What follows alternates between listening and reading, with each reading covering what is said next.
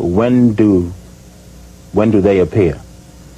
They appear, we have found a man just last year.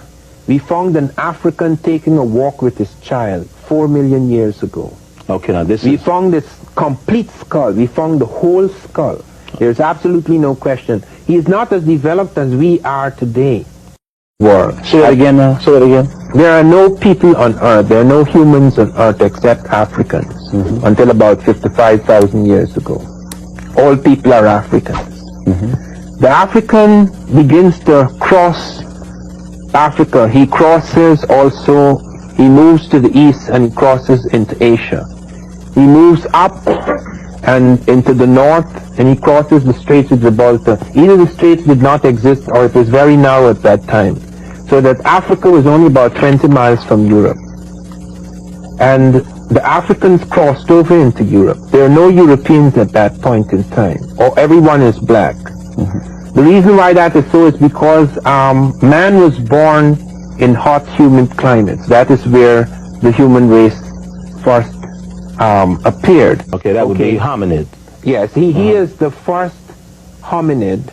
But modern man with our brain, occurs about 140 to 150,000 years ago in Africa. We have been able to trace it. We have traced it through the blood that the mother of mankind, and this is not Lucy because we found a creature we call Lucy 3.5 million years ago, an African too. But the first mother of mankind, a black woman, is about 140,000 years old. We've been able to trace it through the genetic structure. We've been able to establish clearly that the first human, true modern human with our brain, case, etc., is an African woman about 140,000 years old. She has all the genetics, all the genes rather, of the human race. Then you have the African fanning out. African goes up into Europe.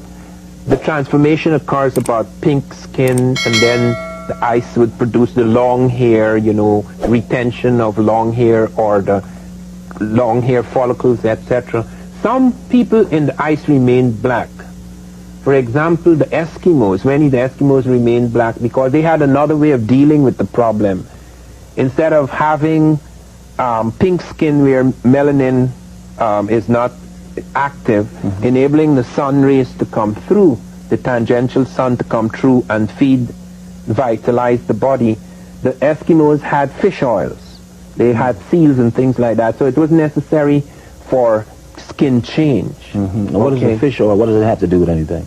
The what? The fish oil. That would provide the vitamin D that was necessary to vitalize the bones. Oh, okay. You see, that vitamin D was coming from the sun. Therefore, if you have very black skin, and that in that ice age, it's easy in temperate zones. Anybody could exist in this zone. We're not talking about temperate zones. We're talking about real ice. There were parts of Europe where ice was half a mile thick. Okay, so that it became an advantage to have the inactive melanin, so that the tangential sunlight, the slanted sunlight, which is less than African sunlight, could penetrate the skin. Okay, so that these are things that have to do with environment. They have nothing to do with superiority or inferiority. And so for approximately how many years was the world populated exclusively and only by Africans? Black Africans. Okay, black skinned. If you're talking about the modern, the last African, okay, because you see, the African is not only the first hominid, he's also the first human. Okay, the hominid is not completely human like us, but then comes the first human with our brain case. That's also African.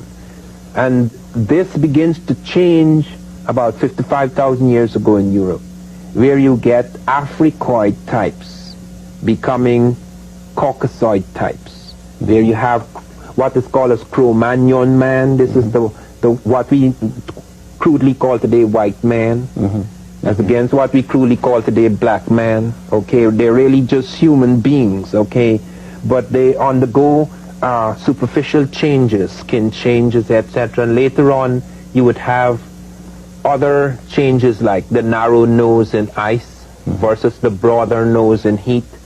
but you'd have the narrow nose also in dry heat. So that you would have superficial changes in the face of man related nothing to his intelligence, his brain or anything, related to the environment, the amount of sun, the kind of food you eat in particular environments, the kind of qualities of heat, qualities of cold, etc. So this first baby, put it on that level, this first child probably would have had kinky hair. Oh, yes. Yes. Yes. Because that was necessary. Okay, in the climate in which it evolved, that was necessary. Curled or kinky hair, that would be necessary. Okay, and black skin would also be necessary. Because the albino, as I say, like the not the stabilized pink, which came later, but the albino in my country dies by the time you're 30 because the sun would ravage you. Okay. Just briefly, if you would, just explain what melanin does. If you okay, melanin is protects the body in a certain way. It's the pigment that gives us our color. Yes. It's a pigment that gives you black or brown color, but it also protects you to some extent from the sun's rays. Okay, like for example, in parts of South Africa, in parts of Australia, etc., we find lots of pink people have cancer. Skin cancer. Okay, so that if you were living in a tropical climate, especially if it's an extreme tropical climate, it is very advantageous to have black or dark brown skin. Okay. What we have also found is that we have misunderstandings about body shapes and face shapes, etc. The African has 6 faces. They don't all look alike. They may all be black or brown, but they have all sorts of faces. Like, for example, you have the Somali. People thought that these were mixed people. These are pure-blooded Africans, no mixture. They're in a different zone. They thought they were mixed because they may have a narrow nose, for example. When many Africans have narrow noses because they're in dry heat. Okay, so that people made all sorts of stupid mistakes. It's only now we begin to realize you have ranges of African, you have ranges of other types, but the African has more ranges than any other people. Them in Africa, that pink African is the beginning of the European.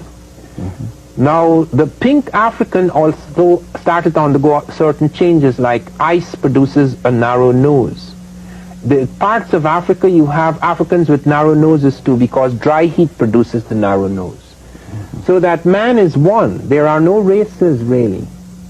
You have the African as the beginning of the human race, but the others are mutations. They're not races in the true sense of the word. Race is a social concept. That was to come later. And after the slave trade, when Europe conquered Africa, etc., then blackness and color became associated with being in a low position, so that therefore colors and races became associated with certain things.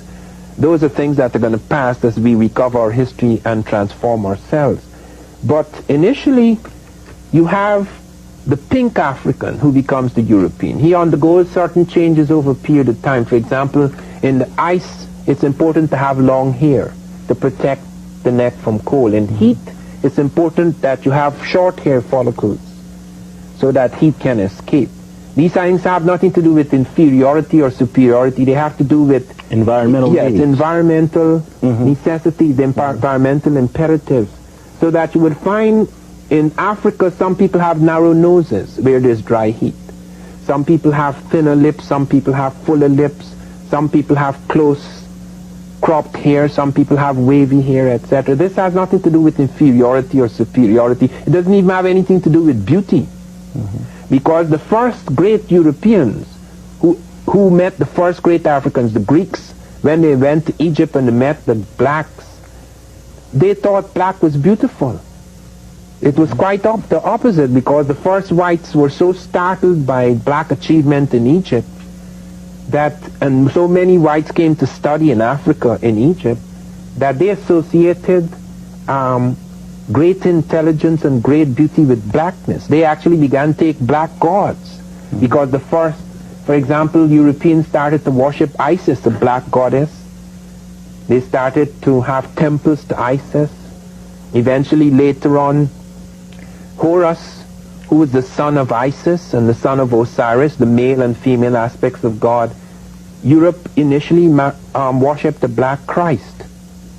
So that this kind of racism that later occurred after the slave trade, this assumption about blackness associated with inferiority, that's a later thing in history. And you see, we are overwhelmed at the moment by that period, so that we have forgotten what really happened in history. Did you like our video or not? Please let us know in this comment section below, and please share this video with friends and family, and don't forget to subscribe and click the notification button to get notification once we post another informative and educative video about Africa.